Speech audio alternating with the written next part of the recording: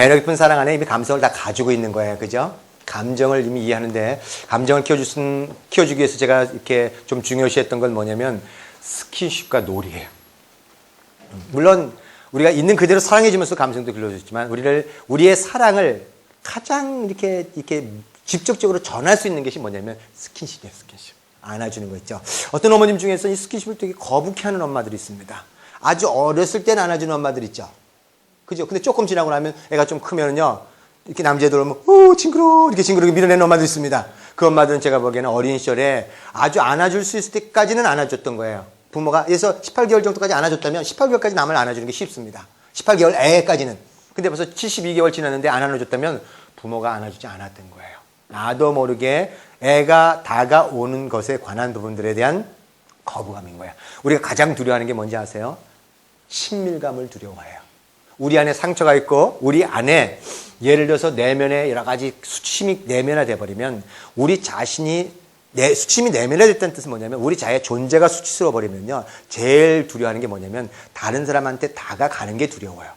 다가가면 그 사람이 가까워지면 나 자신에 있는 수치심을 발견할 것 같아서 남편과의 관계도 항상 어떤지 아세요? 그 정도까지만 가고 남편이 더 이상 들어오지 못하게 되는, 친밀감에 관한 부분에서 막아내게 되는, 아이들조차도 내가 수치스러워버리면 아이가 다가오는 것을 들어왔다가 나도 모르게 막아버리게 되는. 그래서 수치심을 가지고 있는 사람들은 어떤 면은요, 예를 들어서 남들이 볼 땐 굉장히 독립적인 사람처럼 보이는 거예요. 근데 어릴 때 상처를 받았던 사람들은 사실은 이제 더 이상 고립을 선택하는 엄마들이 있어요. 뭐냐면 미리 과동입돼 버려서 이제 뭐냐면 그냥 독자적인 것처럼 이렇게 행동하는 것 같지만, 그죠? 마음속에는 뭐냐면 다른 사람과 굉장히 친밀해지기를 원하는 그런 것이 있어요. 이 내면에 자신이 받은 상처가 무엇인지를 감지하지 못하면 아이를 있는 그대로 안아주고 비벼주기 하기가 그렇게 쉽지가 않아요. 자기 안에 어떤 상처가 있는지를 먼저 찾아보는 것들은 벌써 일상생활 속에서 아이가 어떤 행동을 하는데 내가 왜 첫째 아이는 안아주기 쉬운데,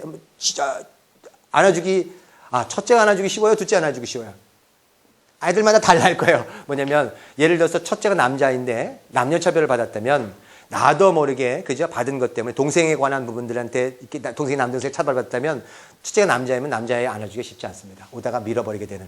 아마 어린아이 관계 내에서도 어린 시절에 그만큼 사랑을 받았느냐 안 받았느냐에 따라서, 존재를 받았느냐 안 받았느냐에 따라서 내가 아이를 키우는 방식도 아마 달라질 거라는 거죠. 자, 스킨십에 관한 부분들, 사랑을 표현할 수 있는 가장 좋은 방법이 스킨십인데, 이 스킨십에 관한 부분이 인간 생존의 가장 필수적인 요소예요. 이거를 받지 못하는 아이들은 성장을 제대로 하지 못해요. 어린아이들. 따라서요, 제가 보기엔 어린아이 키우면서 아무것도 안 해주는 엄마들 있잖아요. 그죠? 아무것도 안 해주지만 이게 물고 빨고 비벼주고 그냥 건강하게만 자라다오 있잖아. 그죠? 무슨 지적인 부분 하나도 안 주잖아. 그죠? 그래도 물고 빨고 비벼주고 이렇게 사랑만 해줘도요, 그 아이는 절대 잘못되지 않아요. 예. 되게 어머님들 건강하게만 자라다오라 할 때는 한 마음속에는 뭐냐면, 뭐가 있냐면요, 이게 사실은 자기 안에 있는 죄책감을 감추고 싶은 것들이 좀 있어요.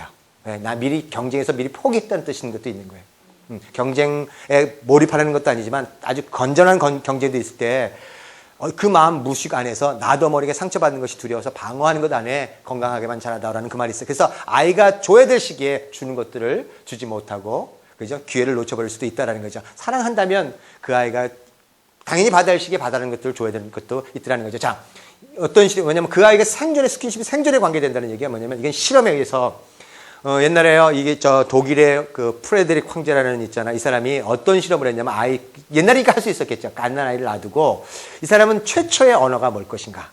그래서 그 아이에게 접촉을 안 했을 때 그 아이에 나오는 첫 번째 말이 무엇인가가 궁금해서 아이를 실험의 대상으로 써버린 거예요. 아마 이 황제는, 대왕은, 히브리어라든가, 뭐 이런 것들이 최초의 언어일 거다라는 그 생각을 해가지고 명령을 통해서 아이들을 절대 안아주거나 이렇게 말 걸지 말라고 해버렸던 거예요.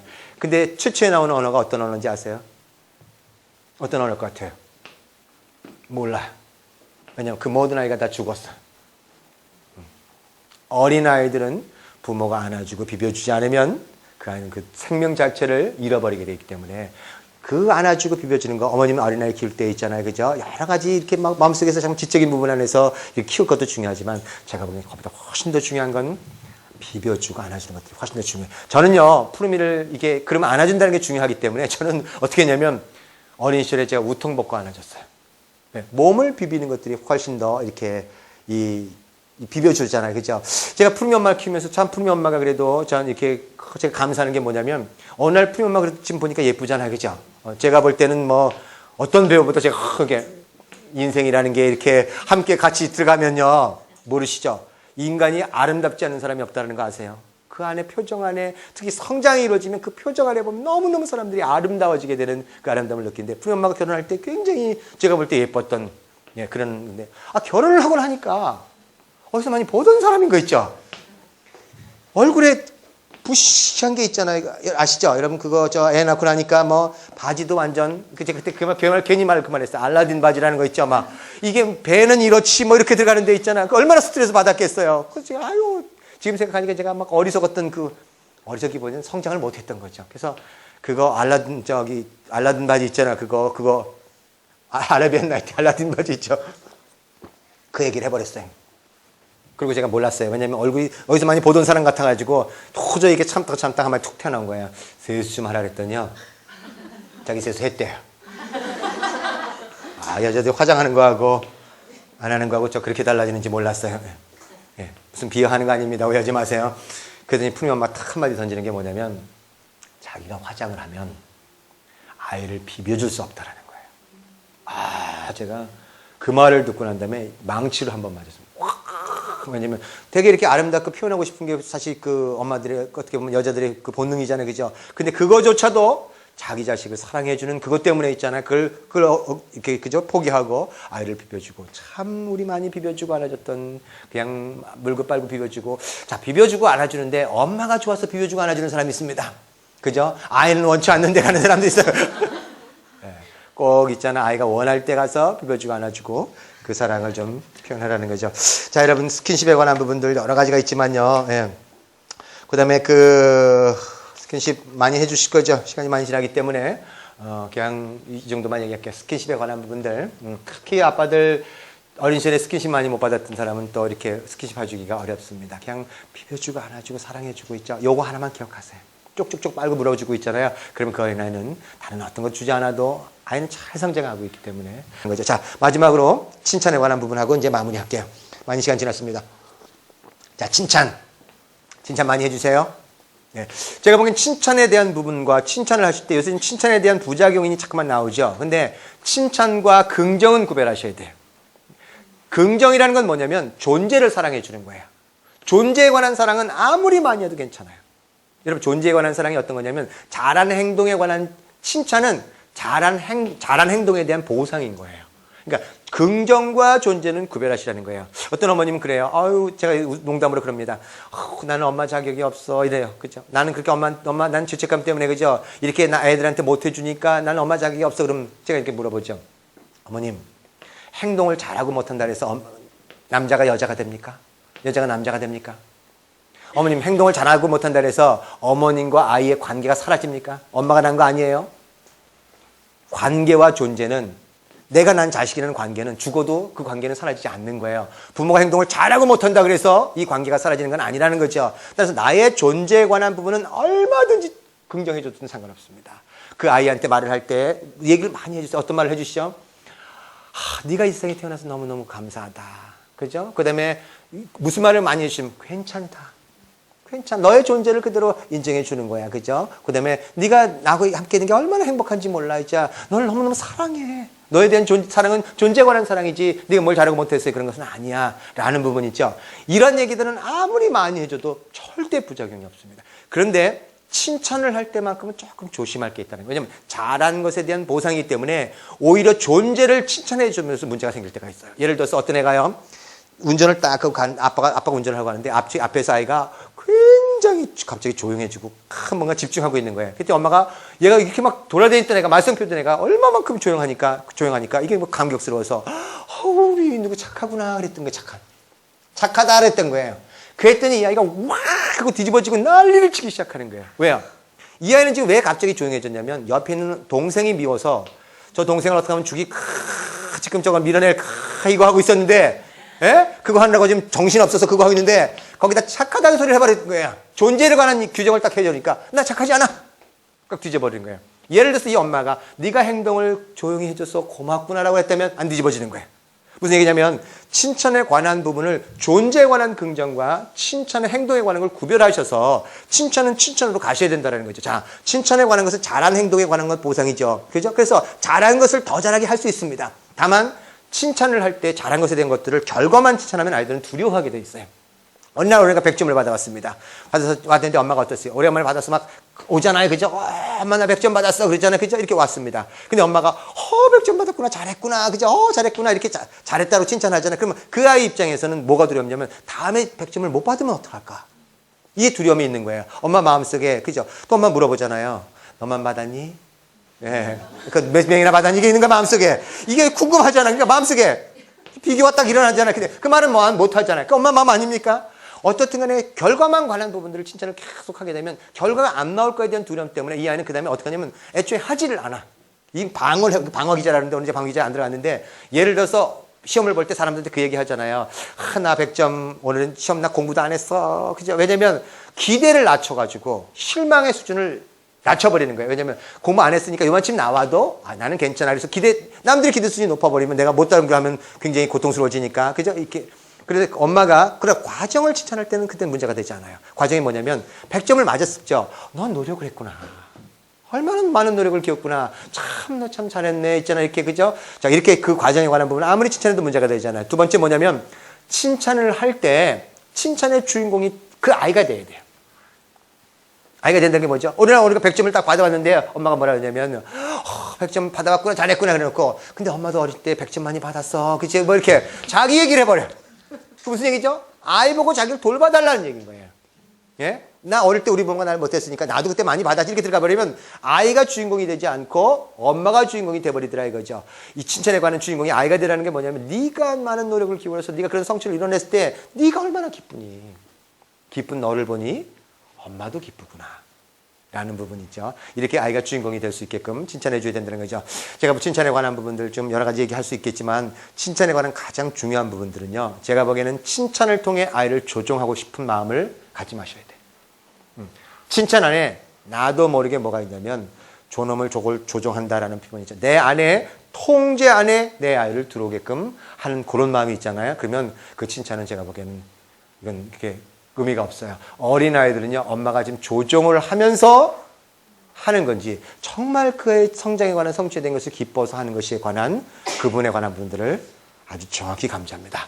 자, 오늘 푸른교육법 여러 가지 측면을 얘기했지만, 마무리할게요. 오늘, 이게 오늘 어떤 면에서는 굉장히 이렇게 표면적인 부분들을 지금 얘기했습니다. 그러나 좀 더 깊은 부분들은 내면 안에 여러 가지 어린 시절에 받았던 내면의 상처와 그 다음에 내면에 갔던 내적 불행이라는 것이 있어서 정말 있는 그대로 사랑해주고 싶지만 사랑해줄 수 없는 그것들이 좀 있더라는 거죠. 그죠? 그래서 이거를 좀 더 깊이 들어갈 수 있는 시간들을 가지시는 게 육아의 시간이고 또한 그걸 통해 성장을 이룰 수 있는 시간인데 자, 들으시면서 어떤 생각이 드세요? 여러분 자녀에게 이거 적용해 주고 싶은 마음 있으세요? 여러분 이거 적용해 주실 거예요? 아시겠지만 이 교육이 제일 돈이 안 들어가는 교육입니다. 제일 싼 교육이에요. 돈이 없으면 그럼 어떡하냐? 도서관 이용하면 되는 거예요. 네, 도서관 열심히 부지런하는 푸르미학교 어떤 엄마는요 하루에 4군데 도서관을 돌아야 돼요. 아침에 4군데, 저녁에 4군데. 그래야만 아이 그 몰입을 찾아갈 수 있기 때문에 여러분 이 교육 여러분 자녀에게 적용시켜 주실 거죠? 하나만 부탁하고 마무리할게요. 여러분 제가 오늘 배려 깊은 사랑을 깔고 얘기했습니다. 그러나 배려 깊은 사랑에 관한 부분들의 우선순위를 얘기하지 않았어요. 있는 그대로 사랑하라. 누굴 먼저 있는 그대로 사랑해야죠? 나일까요? 아니면 아이일까요? 남편일까요? 아내일까요? 순서 바뀌지 마세요. 나를 존재로 사랑하지 못하는 사람은 어떤 사람도 사랑할 수 없습니다. 이게 성경에서도 그런 말이 있죠. 내 이웃을 내 몸처럼 사랑하라 할 때 내 이웃이 중점이 아니라 내 몸이 당신이 그 있는 그대로 사랑하는 만큼요. 내가 나를 사랑하는 사람만큼 남도 똑같이 사랑하기 때문에. 근데 어머님도 혼동스러워진 거예요. 나를 사랑한다는 게 굉장히 이기적이라고 느끼는 엄마들 있죠. 이기적인 말과 나를 사랑한다는 말의 차이가 있습니다. 이기적이라는 것은 내가 사랑을 받지 못해서 남의 사랑을 빼앗아오는 걸 이기적이라는 거예요. 여러분 자녀 공부 잘하기 원하시죠? 책 읽기 원하세요? 잘하기 원하세요? 인사 잘하기 원하세요? 그것이 출발이 어딘가 보세요. 만일 내 아이가 공부를 잘하기 원한다 그럴 때 그 출발이 내 아이가 공부를 잘하고 인사를 잘하고 책을 잘 봤을 때 내가 좋은 엄마로서 남한테 이미지를 남기 위해서 했다면 그거는 뭐냐, 그 안에 그것은 아이를 지금 착취하고 있는 거예요. 감정을 느껴야 될 것부터 존재로 가야 될 것들을 착취하는 거라는 거죠. 자, 그러나 만일 내가 나를 사랑해서 간다면 그 문제가 되지 않는다는 거죠. 예. 자, 부탁 하나 할게요. 나를 먼저 사랑하지 않고는 절대 안 된다는 거 있죠. 이기주의라는 것은 내가 나를 사랑하지 못해서 아이를 착취하는 거예요. 정서적으로 착취하는 겁니다. 잘 생각해 보세요. 정서적으로 착취하는 엄마들은 아이가 떠나보내지는 못한다는 거죠. 마지막으로 여러분 이거 여러분 자녀에게 이렇게 적용시켜 줄 뿐만 아니라 전파시켜 주실 거예요. 얘기해 주실 거예요. 다른 사람한테 얘기해 주실 거예요. 제가 여기 얘기해 달라고 했더니 어떤 엄마가 진짜 얘기를 했어요. 누구한테 했냐면 신우이한테 했어요. 네. 근데요, 몇 년 후에 전화가 왔어요. 괜히 신우이한테 했다라는 거예요. 왜요? 신우이 자식이 더 잘 컸다라는 거예요. 내 아이가 못 컸다라는 거예요. 푸르미 교육법은요, 누구를 죽이고자 하는 교육이 아니에요. 함께 행복해지는, 우리 가정뿐만 아니라 우리 전체 사회가, 우리 민족이 함께 행복해지는 그 교육이라는 거죠. 왜요? 내 아이가 잘 커야 돼요. 내 아이가 정말 안정되게, 그죠? 사랑하고, 그죠? 그러면 여러분 자녀들 잘 커야 되지만 함께, 모든 아이들이 함께 잘 커야죠. 왜 그 아이들이 함께 잘 커야 됩니까? 그 아이가 잘 크면 누구의 배우자가 돼요? 내 아이의 배우자가 되죠. 그 아이가 잘 크면 누구와 함께 세상을 살아가죠? 내 아이가 살아가는 거예요. 여러분 푸르미닷컴 있잖아요. 저요 이거 깨닫는데 22년, 간단한 사실이잖아요. 저 22년 걸렸습니다. 제가요 푸르미닷컴 참 사람들한테 많은 얘기 들었어요. 강연하다가 푸르미 잡아서 뭐 정신병원에도 보냈다는 얘기서부터 시작해서 별 얘기를 다 들었어요. 돈을 무슨 재벌이 됐다. 저 돈 벌어놓은 거 10년 동안 한 번 본 거 없어요. 도서관 만들어줬잖아요. 상간벽지 오지마을에. 그죠? 연변에 도서관 만들어줬잖아요. 여기서 조금이란 돈이 있으면요. 그거 다 우리 아이들 위해 썼어요. 한 1년에 정모하면요. 1, 2억을 그걸 경비로 다 썼어요. 그냥 유지, 운영하고 그것만 했던 것을 했었지. 한 번도 무슨 돈을 벌고자. 우리 이 대표하고 그거, 돈 벌면 좋죠. 그죠? 하지만 돈에 걸리지 않고 명예에 걸리지 않는다는 거예요. 왜요? 저에게는 소명이 있어요. 여러분 자녀들을 어떻게 키울 것인가에 관한 그 소명 아름답게 클 거예요. 배려 받은 애들은 배려를 주잖아요. 그죠? 그 아이들이 다음 세대로 갔을 때 얼마나 건강하고 얼마나 아름다울 거냐. 그죠? 여러분 그런 사회, 정의로운 사회가 올 거라는 그 확신, 이거 하나 때문에 3,000회가 넘는 강연을 했던 사람입니다. 흔들리지 않아요. 목숨을 내놔도 괜찮을 만큼의 이미 신념화된 사람이라는 거죠. 자, 그런 세상이 한 세대가 오기 전에 옵니다. 그때 푸르미 아빠라는 사람이 그런 말을 하고 돌아다녔다. 그거 하나만 기억해 주셔도, 아니 기억 안 해줘도 상관없습니다. 네. 그래도 저는 조카들라는 거죠. 들으시라고 고생 많이 하셨어요.